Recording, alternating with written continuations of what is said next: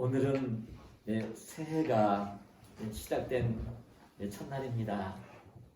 2023년 1월 1일 첫날입니다. 우리 부강교회가 설립된 지 32주년이 되어지는 이제 설립기념주일로 지키는 날이기도 합니다. 그 한 해가 시작되는 이 첫날, 그리고 교회 설립 기념주일을 맞이해서 우리 성도들에게는, 우리 교회에는 정말 깊은 의미가 있는 그런 날이 아닐 수가 없습니다.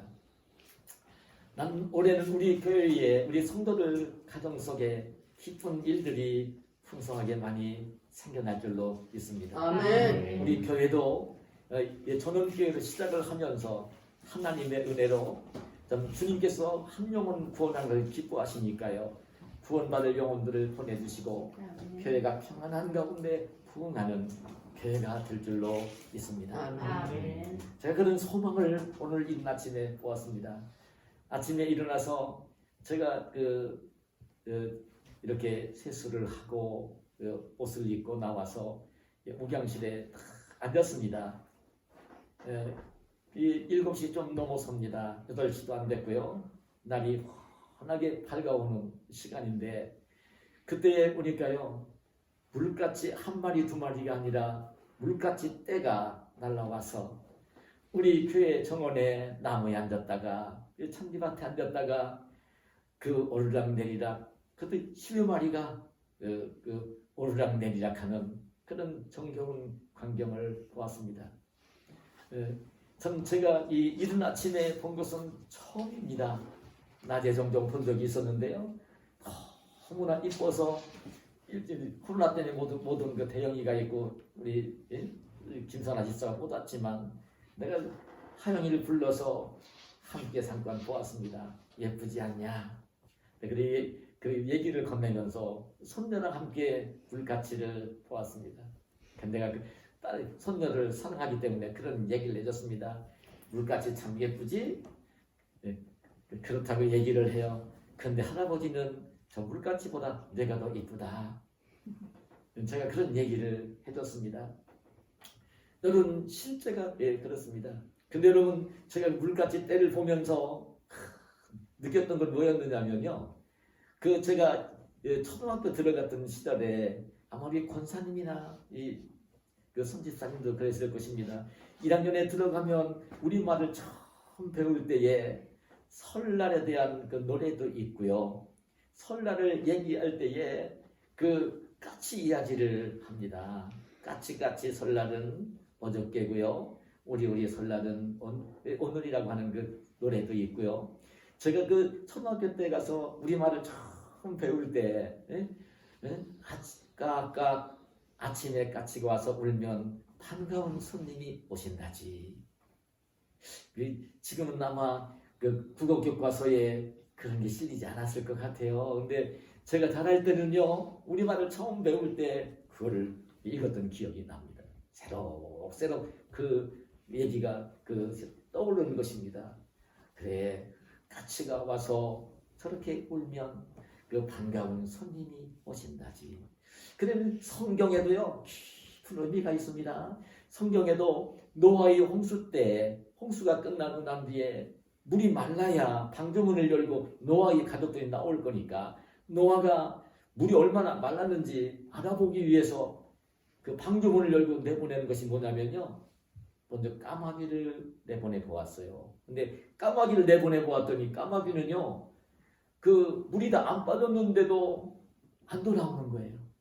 까마귀는 죽은 동물의 시체를 먹으면서 그 생활을 할 수 있는 게 까마귀거든요. 그래 다시 이 노아가 방주문을 열고 까치를 내보내 보았어요. 그런데 까치는요, 까치 비둘기를 내보내 보았군요. 그랬더니 다시 돌아오는 그런 모습을 볼 수가 있습니다. 그 감람나무 잎새를 물고 돌아오는 그런 걸 볼 수가 있는데, 정말 저는 그래 이 까치를 오늘 보면서, 야, 우리 하나님이 올해는 우리 성도들 가정에 기쁜 일들을 많이 주시겠구나.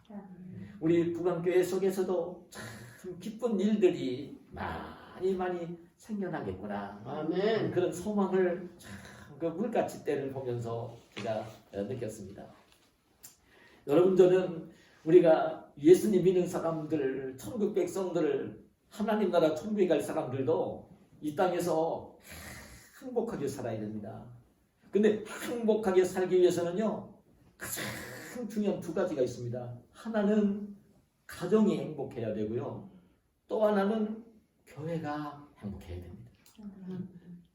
여러분, 사실 가정이라고 하는 것은, 가정과 교회는 비슷합니다. 예, 가정도요, 사랑으로 시작이 되는 것입니다. 한 남자와 한 여자의 사랑으로 만나서 그 사랑 속에서 자녀들이 태어나고, 그리고 그 자녀들과 부모가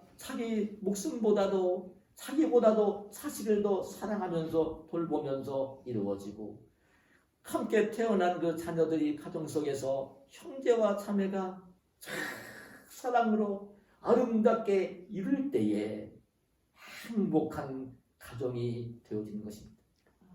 사랑으로 시작을 합니다. 가정도요, 교회도요.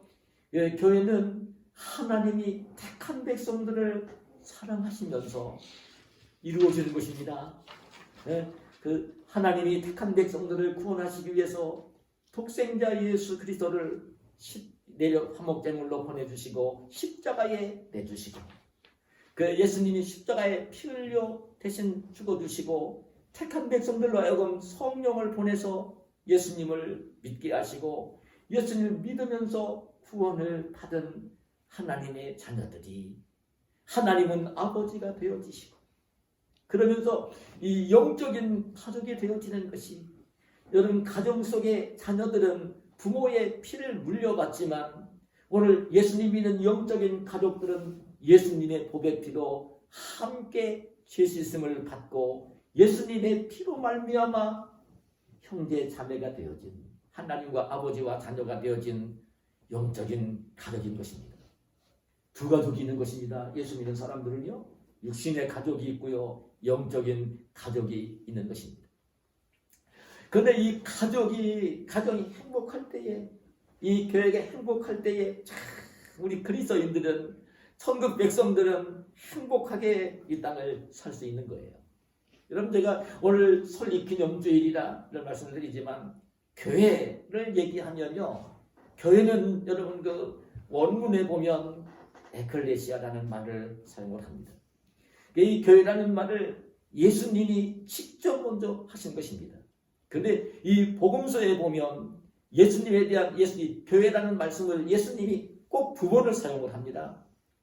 마태복음 16장 18절에 18장 17절에 두 번 사용을 합니다. 복음서를 다 읽어봐도 교회라는 말은 다른 데는 기록하지 않습니다. 뒤에 바울 사도와 요한 사도가 이제 성경을 기록하면서 이 교회라는 말을 가득하게 기록을 해갑니다. 근데 이 교회라는 그 말은 의미가 어떤 의미냐면 에클레시아라는 말로 원문에 기록이 되어 있어요.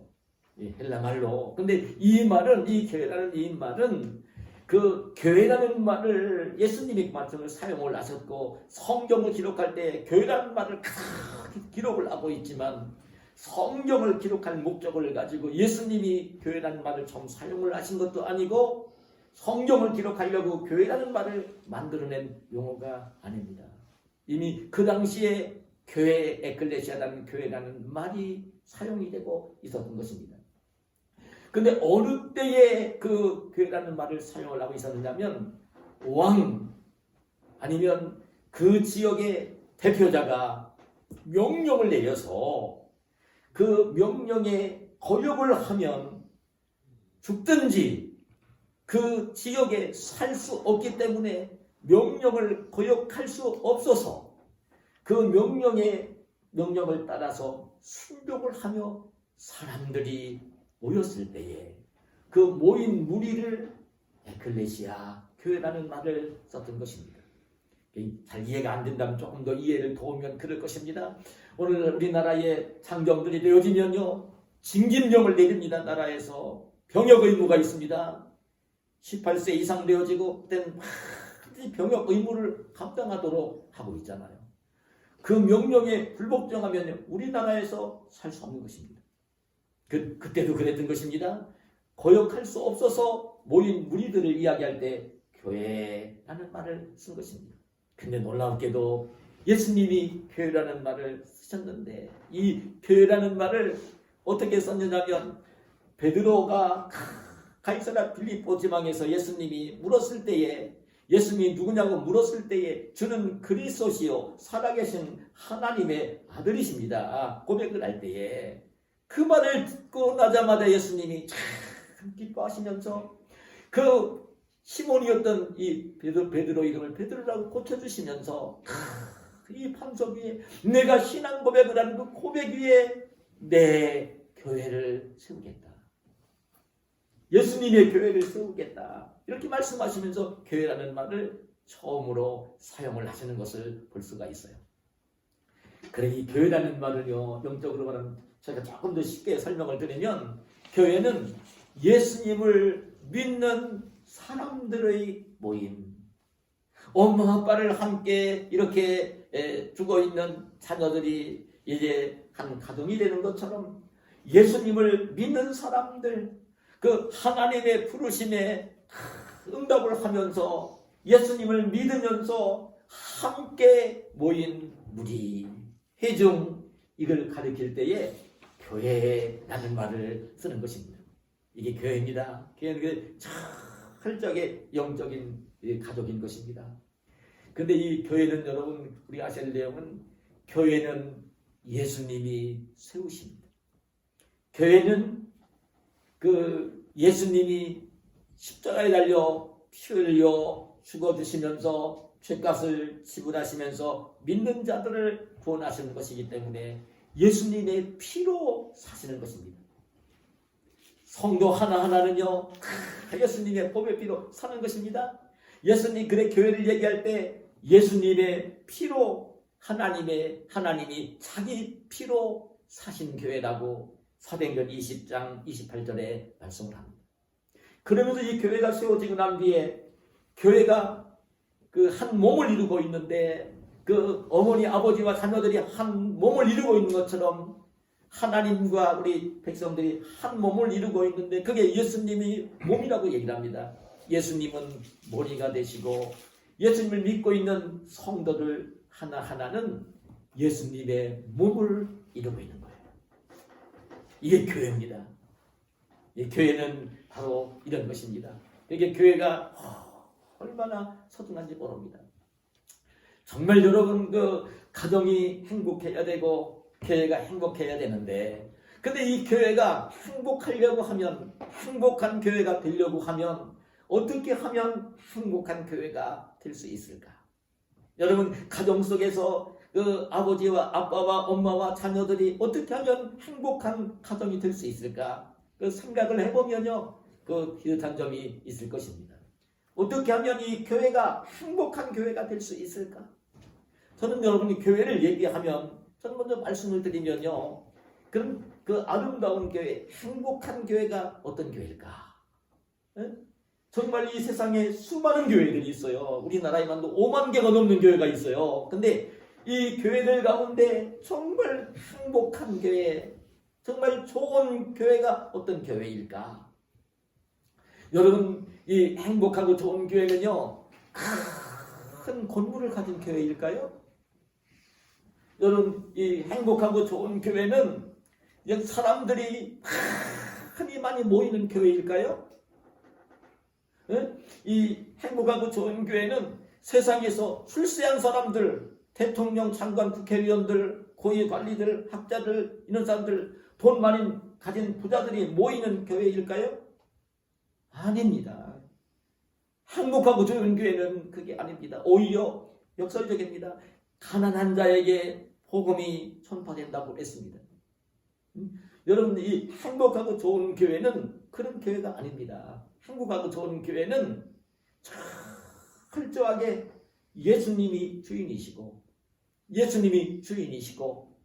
하나님의 성령이 주인되어서 역사하시는 그런 공동체, 그런 교회가 정말 아름다운 교회인 것입니다. 교회는 여러분 많이 모인다고 해서 교회고, 그 사람들이 많이 모이지 않는다고 해서 교회가 아니고, 그거 아닙니다. 두 사람, 세 사람으로 모여도 그게 교회입니다.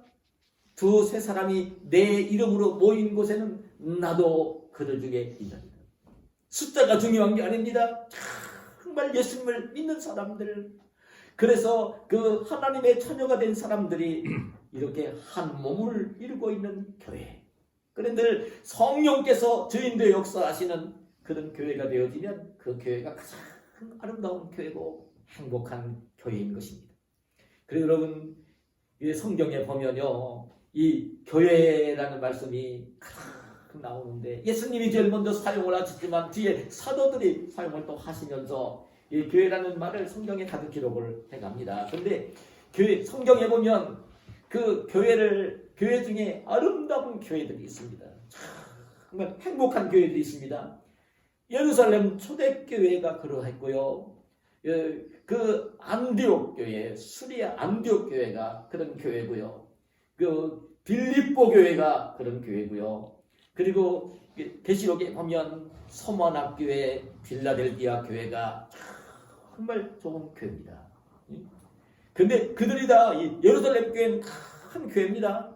수리아 안디옥 교회도 큰 교회였습니다. 그러나 빌립보 교회나 서머나 교회나 빌라델비아 교회는요, 그렇게 사람들이 많이 모이는 교회가 아니었던 것입니다.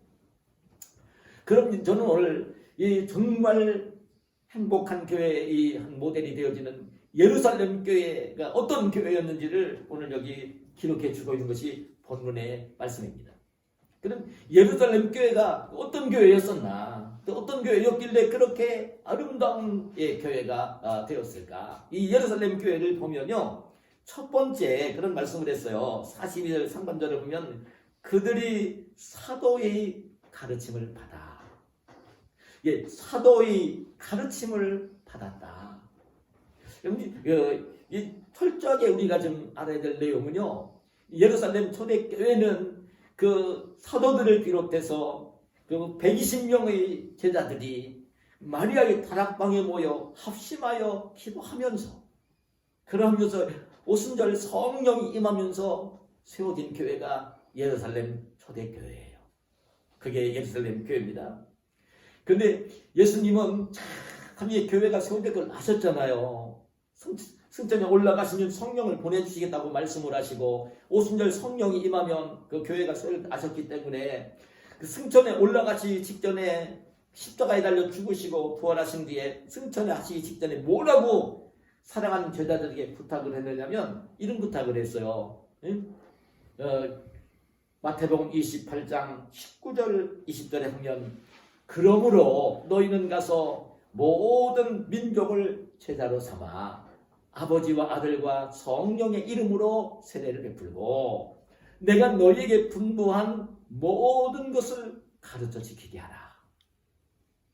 예수님이 3년 동안 데리고 다니시면서 하나님의 말씀을 전하시고 하나님의 뜻을 알려주시고 하나님 나라 천국에 대한 말씀을 다 복음을 들려주셨잖아요. 예수님이 제자들을 훈련하신 거예요. 3년 동안 하나님 말씀을 가르친 거예요. 하나님의 뜻을 가르친 거예요. 그리고 천국에 대한 이야기를 다 들려주신 거예요. 그래, 제가 요즘 오늘도 이제 이 설교가 끝나면 다음 주일부터는 산상보훈을 다시 강론을 해가겠지만, 정말 천국 백성들은 세상에 이렇게 살아야 된다고 하는 그런 말씀들을 예수님이 제자들에게 가르치셨다고요. 훈련하셨다고요. 그러시고 난 뒤에 이제 교회가 세워질 걸 아신 주님이 뭐라고 하셨냐면, 그러므로 너희는 가서 모든 민족을 제자로 삼아 아버지와 아들과 성령의 이름으로 세례를 풀고, 그러고 난 뒤에 내가 너희에게 이미 가르쳐주고 알려주고 한 그 분본 모든 것들, 하나님 나라에 대한 것, 천국에 대한 것, 어떻게 해야 될 것인가를 다 알려주었는데 내가 너희에게 분부한 모든 것을 가르쳐서 지키게 하라. 가르쳐서 지키게 하라. 제자들에게 부탁을 하셨어요. 거기 이제 성령이 오셔서 교회가 이루어질 때에, 그때에 그 예수님을 믿고 회개하고 돌아오는 그 무리들에게 내가 너에게 분부한 모든 것을 잘 가르쳐서 지키도록 하라. 제자들이 한 일이 뭐냐면요, 예루살렘 초대교회 성도들이 오순절 성령을 받고 돌아와 이렇게 교회를 이루었을 때 사도들이 하나님의 뜻이 있는 하나님 말씀을, 예수님에 대해서, 천국에 대해서 하나님 말씀을 전하며 가르친 것입니다. 여러분, 저는 이 아름다운 교회는요, 그런 교회입니다. 하나님의 말씀, 천국에 대한 말씀, 예수님에 대한 말씀을 잘 전하고 가르치는, 잘 가르치는 그런 저는 그래, 오늘날도요 굉장히 아름다운 교회는, 그래 제가 몸은 불편하지만 그 지혜종으로 이 시대를 살면서, 그래 내가 몸이 불편해서 직접 나가서 막 전도기 돌리면서 복음 전하고 이런 일을 아직 못하지만, 이 하나님의 말씀, 하나님의 뜻이 무엇인지, 하나님 말씀이 무엇인지 이걸 분명히 알고, 나는 올라오는 성도들 하나하나에게 지금 하나님의 뜻이 무엇인지, 하나님 말씀이 무엇인지, 예수님은 어떤 분이신지, 천국은 어떤 곳인지, 정말 예수님 믿는 사람은 어떻게 살아야 되는지, 이 말씀은요 몇만 명이 모이는 교회보다도 더 잘 전하고 가르쳐야 된다는 이 사명감이 그 마음속에 불타고 있습니다. 많이 모인다는 그 목사는 명예가 있을 거예요. 고생도 안 할 거예요. 교인들이 많으면 헌금도 많이 나올 거고, 큰 교회당도 칠 것이고, 그 경제생활도 어렵지 않을 것이고, 사람들도 존경할 것이고 할지 모르지만, 하나님이 저에게는 그걸 안 주셨습니까? 그래도 정말 주의 종으로 하나님이 불러주셨으니까, 하나님이 불러주셨으니까 해야 되니까, 제가 할 수 있는 일만큼은 그런 몇만 명이 모이는 교회, 그 교회 전하는 그 목사님들보다도 부끄럽지 않게 하나님 말씀을 전하고 가르쳐야 된다는 하나님의 음성을 다 제가 들어요. 그걸 정말 힘쓰며 살고 있어요. 여러분, 제가 그래서 하나님 말씀을 잘 전하고 가르치는, 그러고 나서는 이제 성도들은요, 그게 중요해요. 아무리 이 목회자가 하나님 말씀을 잘 전하고 가르쳐도 그 말씀을 마음으로 하나님 말씀으로 받지 아니하고 자기 생각이나 자기 뜻을 더 중하게 여기면서 하나님 말씀을 거부를 하면요 아무런 소용이 없어요. 하나님 말씀을 들었을 때는 자기 생각이나 이기심이나 욕심을 다 내려놓고 하나님 말씀을 따라 마음으로 말씀을 받고 그 말씀을 따라 지키며 생활하는 그런 교회가 되어질 때 그게 아름다운 교회입니다. 그게 제일 아름다운 교회입니다. 여러분 꼭 아시면 됩니다. 여러분 그 이단교회는 오히려 몇만 명이 모입니다. 그래서 신천지 같으면 굉장히 많이 모입니다. 그건 이단교회입니다. 교회가 아닙니다. 예를 들면 아닙니다. 참된 교회는 하나님의 말씀이, 하나님의 뜻이 그대로 전해지고 가르쳐지는 교회.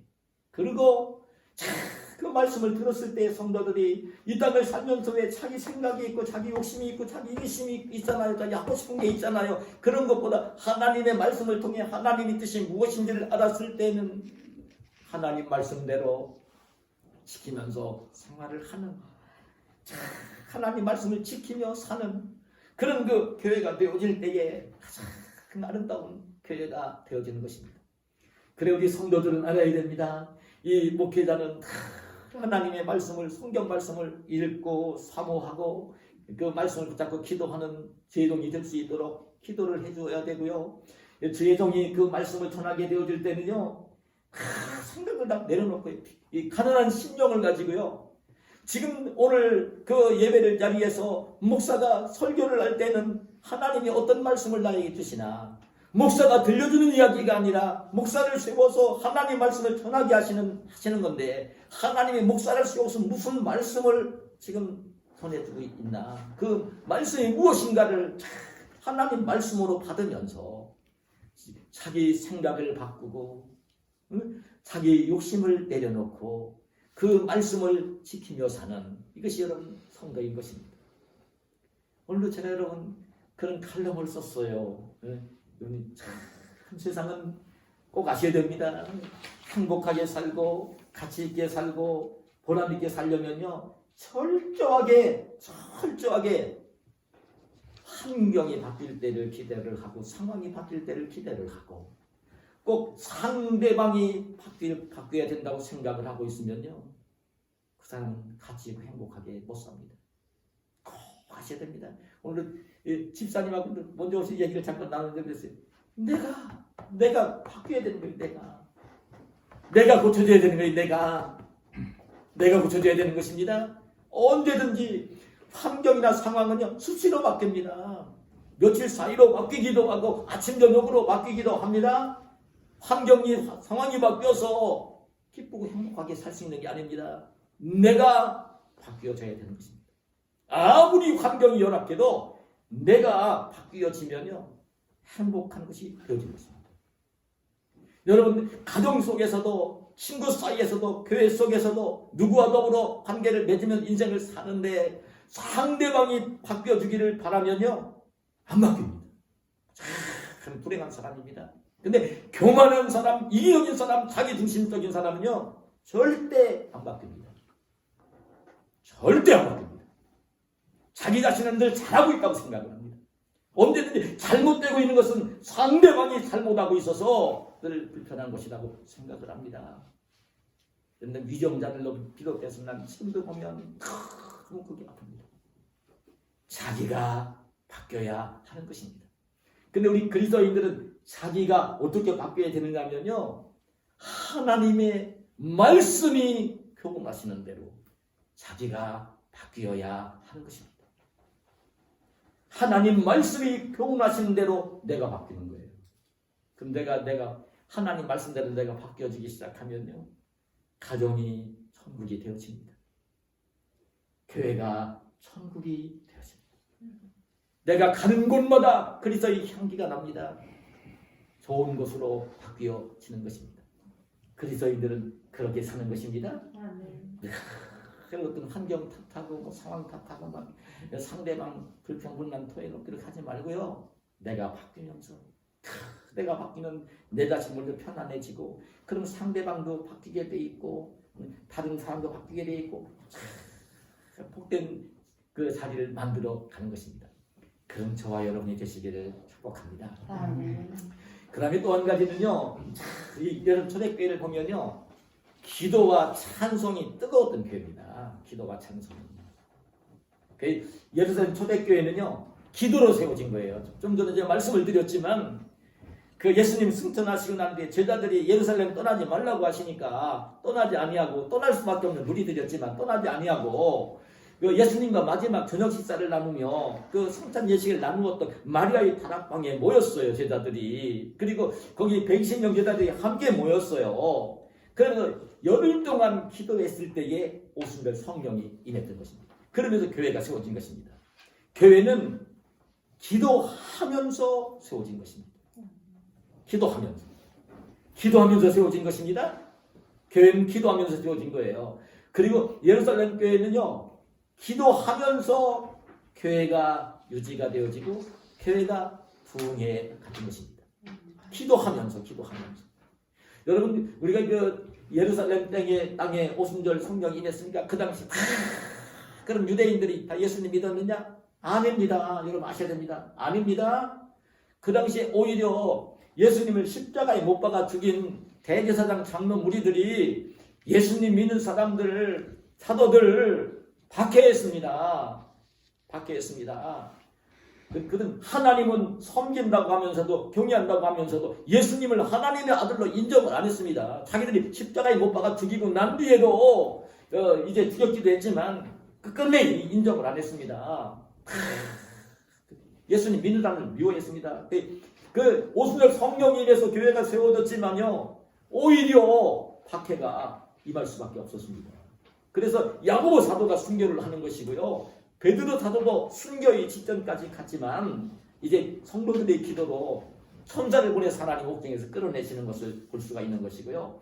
그래, 그 예수님 성령을 받아서 그 구원받은 하나님의 자녀가 된 것, 지금 세상 권력을 가진 대제사장 장로들과는 비교할 수 없는 그들은 땅의 권세만을 가지고 그 명예를 삼고 그 권력을 가지고 이 기독교인들을 박해할 때에 사도들은요 기탄 없이 예수님 십자가에 못 박아 죽인 무리들 앞에서 예수님이 하나님의 아들이라고 예수님 믿어야 죄를 용서받고 구원을 받는다고 천국에 간다는 그 복음을 전한 것입니다. 예수님의 이름으로 병든 자를 고치신 것입니다. 그러니까 예수님을 십자가에 못 박아 죽인 그 권력을 가진 자들이 얼마나 미혹했습니까? 잡아다가 옥에 가둡니다. 예수님의 이름으로 아무 말도 하지 말라고 합니다. 아무 일도 하지 말라고 합니다. 그때의 사도들은요 함께 기도했던 것입니다. 그래 성령이 충만해져서 자기들에게 박해가 오는데도 두려워하지 않고 입을 열어서 그 예수님이 하나님의 아들이시라고 그리스도라고 예수님 믿어야 죄를 용서받고 구원을 받는다고 하나님의 자녀가 된다는 복음을 전하면서 예루살렘 교회가 세워져 갔던 것입니다. 여러분 교회는 기도할 때에 세워지고요. 교회는 기도하면서 그 박해가 오더라도 평안을 누리고 부흥해 가는 것입니다. 철저하게 교회는 기도로 세워지고 기도로 유지되어 가는 것입니다. 나머지 성도님들이 지금 이 월급까지 와서 이제 전원교회를 세웠는데 저는 그런 마음을 가져봅니다. 참 기도하시는 우리 성도님들이 되시기를 제가 소원하며 부탁을 드립니다. 아멘. 정말 기도하시기를 바랍니다. 근데 기도할 때에 이 월급까지 와서 매일마다 새벽 예배를 하고 수요일 와서 예배를 드리고 막 그렇게 예배를 못 드릴 것입니다. 근데 저는 그래서 기도 부탁을 드립니다. 근데 잊지 마시기를 바랍니다. 솔로몬이 성전을 짓고 난 뒤에 성전 봉헌을 하면서 하나님 앞에 소원하면서 올리는 기도가 있습니다. 그때 보면 열왕기상 8장에 그 성전 봉헌을 하면서 올린 기도가 나오는데 48절 49절에 보면 이런 말씀을 해요. 온 마음과 온 뜻으로 주께 돌아와서 주께서 그들의 조상에게 주신 땅, 곧 주께서 택하신 성읍과 내가 주의 이름을 위하여 건축한 성전 있는 쪽을 향하여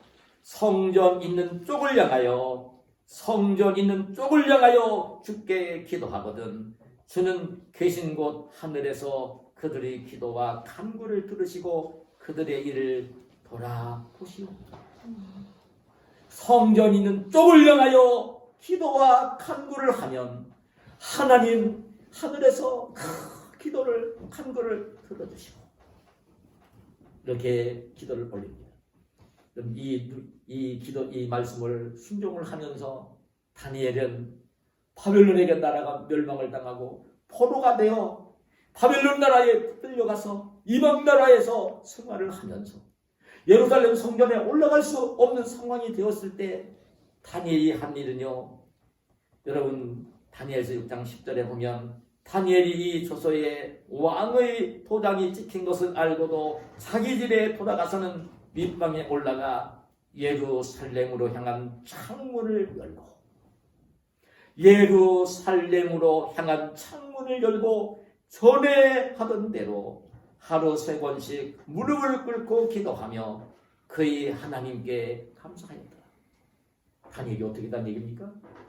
하나님의 성전이 있는 자기 조국 예루살렘을 향하여 그 창문을 열어놓고 무릎을 꿇고 하루에 3번씩 기도를 했던 것입니다. 하나님이 다니엘의 기도를 들으셨던 것입니다. 그래서 다니엘은 그렇게 기도하며 섬긴 이 다니엘을 하나님 기뻐하셨고 그 포로로 끌려간 그 나라에서 참 총리가 되어지기도 하고 3번이나 총리를 했습니다. 그 뒤에는요 다니엘은 자기 살아서 보았을 것입니다. 70년 만에 해방이 되었고 다니엘이 오래 살았으니 보았습니다. 성경에 보면요. 그 자기들 나라를 정복했던 바벨론 나라가 메데파사 페르시아의 멸망을 당하고 페르시아의 왕이었던 고레스가 유대인 해방령을 내려서 자기의 동족들이 예루살렘으로 돌아가 성전을 건축하는 그 모습을 볼 수가 있었던 것입니다. 들으셨던 것입니다. 저는 정말 간절히 그런 소망을 가지고 부탁을 드리는 것입니다. 기도하시기를 바랍니다. 교회를 위해 기도하시기를 바랍니다. 지금 전원교회가 좀 세워지는 이곳을 향해 좀 고개를 돌리고 하루에 좀 시간을 정해놓고 기도하실 수 있는 우리 성도님들이 되시기를 소원하며 축복합니다. 여러분, 그리고요 또 한 가지는 예루살렘 초대교회를 보면요 그걸 느낄 수 있습니다. 오늘 말씀 가운데 보면 42절 중반절에 서로 교제하고 떡을 떼며 초대교회의 모습이에요. 그리고 이어지는 44절 이하 46절에 보면 이런 말씀을 했어요. 믿는 사람이 다 함께 있어 모든 물건을 서로 통용하고 또 재산과 소유를 팔아 각 사람의 필요를 따라 나눠주며 날마다 마음을 같이하여 성전에 모이기를 힘쓰고 집에서 떡을 떼며 기쁨과 순전한 마음으로 음식을 먹고. 이거는 한마디로 말하면 예루살렘 초대교회의 그 모습은요 육신으로 피를 나눈 그 가족들보다도요 더 사랑이 깊었던 교회입니다. 영적인 가족들이 피를 나눈 가족들보다도 사랑이 깊었던 교회. 그 재산을 많이 가진 사람은 재산을 팔아서 그 없는 사람들에게 필요한 사람들에게 나누어 줄 정도까지. 나는 지금까지 이 나이를 먹으면서도요 한 집에서 부모 형제에게서 태어나서 형제가 된 사람들끼리도 부모가 물려주는 상속 재산 문제 가지고요 싸우면서 멀리까지 갈 것도 없어요. 저는 우리 누님들 한양에서 그 모습을 봤어요. 싸우는 모습을 봤어요. 나중에 오가지도 않는 모습을 봤어요. 얼마나 불행한 모습입니까? 인생을 왜 그렇게 삽니까? 인생을 왜 그렇게 삽니까? 근데 놀라운 모습입니다. 예루살렘 초대교회는요 피를 내는 가족이 아닙니다. 예수님 믿고 함께 구원받은 믿음의 형제들이 함께 즐겁게 모여 떡을 떼며 밥을 먹으며 교제를 나누었고요. 가진 형제들이 자기 가진 재산을 팔아서 다 그런 건 아닌데 예를 들면 나중에 사도가 되어지는 바나바 같은 인물이 그렇습니다. 자기 밭을 팔아가지고 전 재산을 교회에다 갖다 사도들에게 맡겨서 어려운 사람들에게 돌보도록 해주는 모습을 봅니다. 얼마나 성령이 충만했으면 그렇게 했겠습니까? 그런 아름다운 교회를 이루었던 것입니다. 이 사랑의 교제가 참 뜨거웠던 교회입니다. 물건을 서로 통용을 하는, 물건 서로 통용하는 게 얼마나 어려운지 모릅니다. 쉬운 게 아닙니다. 네 것 내 것 구분하지 않고 물건을 서로 통용하는 것입니다. 예를 들면 우리 손집사님은 목수시니까 나는 우리 아버님도 목수 연장을 굉장히 아끼시는 모습을 보았어요. 대패라든지 망치라든지 뭐 다 아끼시는 모습을 보았어요. 근데 그 내 것을 다른 사람들이 함부로 다룰 수 있으니까 그것 함께 사용하는 것은 어려운 일입니다. 예를 들면 제가 예를 든 것입니다. 근데 실제적으로 물건을 서로 통용하면서 얼마나 어려운지 모릅니다. 내가 굉장히 아끼는 것은 내어주면 나는 사용하지만 남이 주어서 사용할 수 있도록 빌려주는 것이 쉽지 않습니다. 그것이 이루어졌거든요. 저는 오늘 우리 부강교회가 정말 지금 이제 어쩌면 나를 보니까 감상이 그래요. 우리 대성이가 성대성 예준이도 여기 봐요.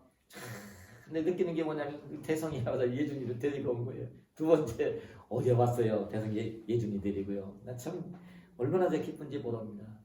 한 영혼은 온천하보다 더 귀합니다. 한 영혼은 온천하보다 귀합니다. 지금 나는 우리 여기 교우들 많이 오지 못하지요. 여기까지 어떻게 오겠습니까? 네? 1시간을 걸려서 와야 되는데 그래도 우리 여기 있는 분들이 참 기초가 되어서 이 지역 속에서 복음을 전하면서 정말 주의 택한 백성들을 구원해내는 이 아름다운 사역을 제가 마지막 남은 참 힘을 다해서 의지를 다해서 노력을 다해서 하고자 하는 소망을 지금 가지고 있습니다. 근데 제일 중요한 것은요, 하나님의 교회는 사랑의 공동체가 돼야 됩니다. 사랑의 공동체가 돼야 됩니다. 이기적인 마음을 갖지 말아야 됩니다. 하나님의 교회는 내가 누구를 만나고 내가 대접을 받고 내가 더 존경을 받고 내가 더 잘되고 이렇게 해서 하나님의 교회는 아닙니다. 그러면요 가정 속에서도요 똑같습니다. 부부 사이에서도 늘 내 생각이 옳고 당신 생각은 내가 옳아 이 마음을 갖고 있으면요 부부 사이에도 불편해집니다. 그걸 가지고 자꾸 얘기를 하면요 불편해집니다. 여러분 그 하나님의 교회 속에서도 더합니다. 늘 같이 생활하지 못하는데 올라오면 내가 더 교회 먼저 올라왔으니까 내가 더 어른이고 내가 좀 대접을 받아야 되고 내가 존경을 받아야 되고 내가 생각하는 대로 따라줘야 되고 이런 마음을 가지고요 하나님의 교회를 섬기면요 교회는 목사가 되어지면 가장 낮은 자세로 교우들을 사랑으로 돌보며 섬기는 사람이 돼야 되고 믿음이 깊어지고 교회 사랑이 깊어지면 깊어질수록 믿음이 어린 형제 자매가 있을 때 그 어려운 형제가 있을 때 잘 돌보며 사랑하는 교제가 뜨겁게 이루어지는 그런 공동체가 돼야 되는 것입니다. 그런 교회가 아름다운 교회인 것입니다. 오늘 제가 이제 말씀을 맺겠습니다. 나는 올 한 해 동안 우리 성도님들이 참 가정 속에서 참 평안한 화목한 행복한 가정들이 되시기를 축복합니다. 우리 부강교회가 정말 하나님이 함께 해주시고 기뻐하시는 행복한 교회가 되기를 소원하며 축복합니다. 거기에는 꼭 잊지 마시기를 바랍니다. 제가 중점적으로 드린 말씀을 기억하고 가셔야 됩니다. 여러분 자신이 바뀌어야 합니다. 자신이 바뀌어야 합니다. 아무렇게나 바뀌라는 건 아닙니다. 잘못되게 바뀌라는 것 아닙니다. 어떻게 바뀌어야 되냐면 하나님 말씀이 교훈하시는 대로 하나님이 기뻐하시는 뜻대로 내 신앙과 인격을 다듬으면서 내 자신이 먼저 바뀌어야 하는 것입니다. 그러면 참 행복한 가정이 될 것입니다. 그런 모습으로 여러분 올 한 해 동안은 가족들을 위해서도 기도하시고 또 교회를 위해서 기도하시고 그리고 가정 속에서도 늘 내가 대접을 받으려고 하지 말고 대접하는 사람 교회에 올라와도 언제든지 내가 대접을 받으려고 하지 말고 대접하는 사람으로 그렇게 아름답게 섬기면서 그 사랑의 그 교제를 이렇게 나누면서 가정에서나 교회에서나 그렇게 하시면서 오늘 우리 성도들이 일터에 나가면 일터에서도 그 다른 사람이 날 막 섬겨주기를 바라지 말고 섬기면서 그렇게 이제 아름다운 관계를 맺으면서 오늘 행복한 한 해를 사시는 저와 여러분이 되시기를 예수님의 이름으로 축원합니다. 하나님 감사합니다. 오늘도 우리를 사랑하셔서 신년 첫 주일을 맞이하게 하시고 오늘 예배의 자리에 올라오게 하시고 주님을 찬송하게 하시고 하나님의 귀한 말씀을 들으며 예배를 드리게 하여 주시오니 감사합니다.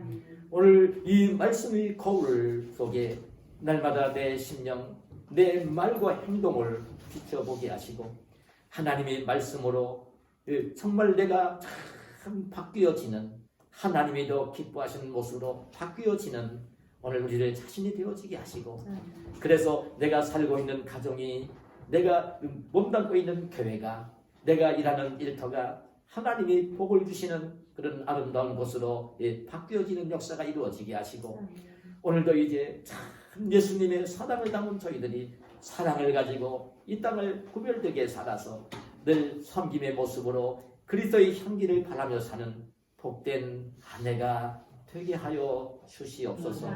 가정이 평안하게 하시고 교회가 평안한 가운데 부흥하도록 축복해 주시옵소서. 예수님의 이름으로 기도하옵나이다.